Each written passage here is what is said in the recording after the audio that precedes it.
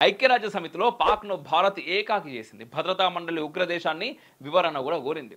పంజాబ్, రాజస్థాన్ రాష్ట్రాల్లో దాగి ఉన్న 3 పాక్ గూఢచారులను బంధించింది. అంటే తొలి విడతలో దౌత్యం, మలి దశలో ఆర్థిక దిగ్బంధం, చివరి దశలో సైనిక చర్యకు ఉపక్రమించే సూచనలు కనిపిస్తా ఉన్నాయి. పరోక్షంగా పాకిస్తాన్ను మరింత ఇరకాటంలో పెట్టేందుకు బలోచ్ లిబరేషన్ ఆర్మీని సైతం పురమాయించినట్టు వార్తలు వస్తూ ఉన్నాయి. సమ్మగున్నది విన్నీకి కదా. సింధ్, పంజాబ్ ప్రావిన్సుల్లో సంక్షోభం మొదలైంది. మరోవైపు బలోచిస్తాన్లో BLA మెరుపుదారులకు దిగుతున్నది. బలోచిస్తాన్లో పరిస్థితులు క్షీణిస్తే సిపెక్ పనులకు అంతరాయం ఏర్పడుతుంది. అలాంటి సమయంలో చైనా నుంచి ఒత్తిడి ఎదుర్కోవాల్సి వస్తుంది. మరోవైపు సాయుధ బలగాల్లో అధికారులు మొదలు సైనికుల వరకు శర పరంపరగా రాజీనామాలు చేస్తా ఉన్నారని మనకు వినిపిస్తున్నది. పాక్ వద్ద కేవలం 4 రోజులకు సరిపడా మందుగుండు మాత్రమే ఉన్నట్టు తెలుస్తున్నది. ఆర్థిక సంక్షోభం నుంచి గట్టెక్కేందుకు మందుగుండును పెద్ద ఎత్తున ఉక్రెయిన్కు విక్రయించడంతో యుద్ధం వస్తే తూటాల కొరత ఏర్పడడం ఖాయమంటున్నారు.